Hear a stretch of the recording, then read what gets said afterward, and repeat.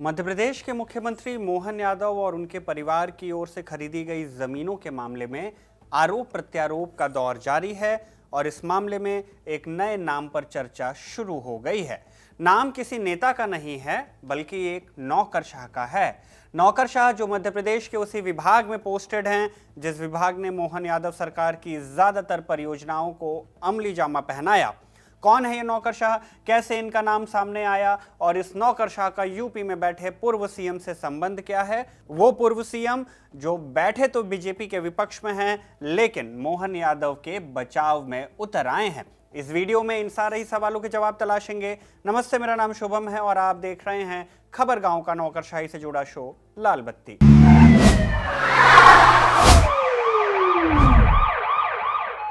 23 जून 2026 को Indian express में जय मजूमदार की एक इन्वेस्टिगेटिव रिपोर्ट छपी। रिपोर्ट में मध्य प्रदेश के मुख्यमंत्री मोहन यादव और उनके परिवार की ओर से खरीदी गई जमीनों का ब्यौरा दिया गया। सवाल उठाया गया कि सीएम परिवार ने जहां जहां जमीनें खरीदी वहीं से ज्यादातर सरकारी परियोजनाएं गुजरी और इससे उन लोगों को कई गुना मुनाफा हुआ। इंडियन एक्सप्रेस की इस इन्वेस्टिगेटिव रिपोर्ट के आने के बाद राजनीतिक प्रतिक्रियाएं आनी शुरू हुई। कहीं सवाल उठाए गए तो कहीं बचाव हुआ। कांग्रेस महासचिव जयराम रमेश ने आरोप लगाया कि मध्य प्रदेश में बीजेपी की डबल इंजन सरकार के तहत लूट का इंजन पूरी रफ्तार से चल रहा है। खुद प्रदेश के मुख्यमंत्री मोहन यादव इस लूट के कर्ता धर्ता बने हुए हैं। विपक्षी दलों के सवालों और आरोपों के बीच समाजवादी पार्टी के मुखिया अखिलेश यादव ने मोहन यादव का बचाव किया। बताया कि मोहन यादव और उनके परिवार का तो जमीनों की खरीद फरोख्त का पुराना बिजनेस है। अब इस मामले में बीजेपी साजिश रच रही है ताकि उन्हें बदनाम कर पद से हटा सके और इस पद पर किसी दूसरे को बैठा सके। मोहन यादव जी को बदनाम करने के लिए ये बीजेपी ने साजिश की है और अगर मोहन यादव पे ये आरोप है तो उत्तर प्रदेश के मुख्यमंत्री जी ने तो 300-600 एकड़ जमीन ली है। आप लोग समझते नहीं बात को। ये कोई नई बात थोड़ी है कि उन्होंने कोई जमीन ली है। अगर उन्होंने जमीन ली है तो पुराने वो रियल एस्टेट का काम करते थे। आप ये क्यों भूल जाते हैं कि जो मध्य प्रदेश के मुख्यमंत्री हैं वो रियल एस्टेट का पहले से जमीनों का काम करते थे। क्या ये बीजेपी नहीं जानती कि वो जमीनों के काम करते थे? तो अब ये आरोप पता है क्यों लगाया जा रहा है? बीजेपी रास्ता ढूंढ रही है कि 3 मुख्यमंत्री कैसे बदलें। वो मुख्यमंत्री बदलना चाहते हैं इसलिए आरोप लगवा रहे हैं। ये बात तो पहले भी तो पता होगी जब रजिस्ट्री हुई होगी। बिना रजिस्ट्री की कोई जमीन ले सकता है कि कब्जा कर सकता है? अखिलेश यादव के बयान के बाद उनके चीर प्रतिद्वंदी ओम प्रकाश राजभर भी बयानबाजी में कूद पड़े।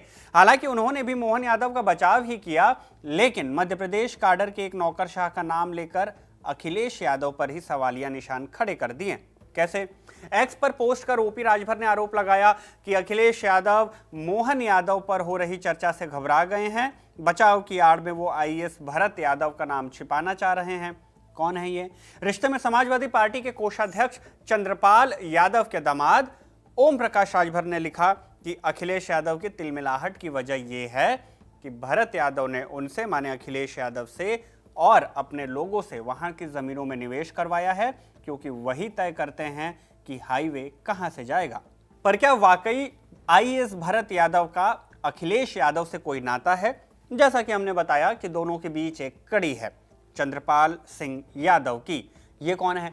चंद्रपाल समाजवादी पार्टी के पुराने सिपाही हैं। पार्टी में कई जिम्मेदारियां संभाली हैं। 1996 से 2001 तक वो विधायक रहे। 2004 से 2009 तक झांसी लोकसभा सीट से सांसद रहे। उम्मीदवारी 2014 में भी की थी लेकिन जीत नहीं मिली। हालांकि संसद का सफर जरूर तय किया, लोकसभा से ना सही तो राज्यसभा से।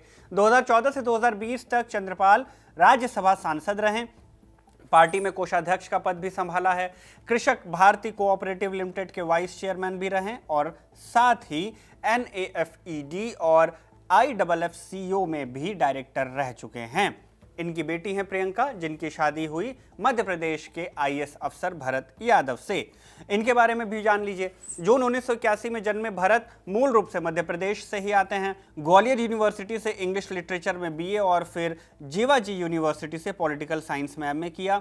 यूपीएससी सीएससी 2007 की परीक्षा में 76वीं रैंक हासिल की और आईएएस बन गए। करीब करीब 2 दशक के प्रशासनिक सफर में भरत ने 28 पदों पर सेवाएं दी। जबलपुर, छिंदवाड़ा, ग्वालियर, मुरैना, बालाघाट, सिवनी और नरसिंहपुर के कलेक्टर रहे। सूबे के शहरी विकास विभाग में प्रोजेक्ट डायरेक्टर से लेकर अतिरिक्त सचिव तक का पद संभाला।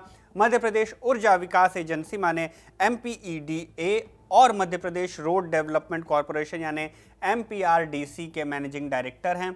इसके साथ ही सितंबर 2022 से ही आवास एवं शहरी विकास विभाग के एडिशनल सेक्रेटरी के पद पर हैं।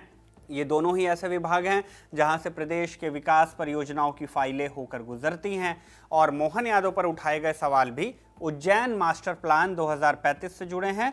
वो प्लान जिसमें सूबे में शहरों का विस्तार होना है, नई सड़कें बनाई जानी है, पहले से मौजूद सड़कों का विस्तार किया जाना है, आवासीय कॉलोनियां और टाउनशिप खड़े करने हैं, साथ में कॉमर्शियल जोन्स भी बनाने हैं। खैर, इस मामले में आईएएस भरत यादव का नाम अभी राजनीतिक अखाड़े में इस्तेमाल भर किया जा रहा है। ओपी राजभर अखिलेश यादव पर निशाना साध रहे हैं, लेकिन उनकी तरफ से ना तो भरत यादव का मोहन यादव से कोई कनेक्शन बताया गया और ना ही उनके परिवार की ओर से खरीदे और बेचे गए जमीनों में मददगार। बहरहाल, ओपी राजभर के आरोपों पर आईएएस भरत यादव या उनके कार्यालय की तरफ से अभी तक आधिकारिक तौर पर कोई टिप्पणी नहीं आई है। हमने इस मामले में उनकी राय या जवाब जानने के लिए उनसे संपर्क किया है। अगर कोई भी जानकारी आती है तो आप तक जरूर पहुंचाई जाएगी। इस वीडियो में फिलहाल बस इतना ही। मेरा नाम शुभम है, कैमरे के पीछे मेरे साथी तौफीक हैं। आप देखते रहिए खबर गांव।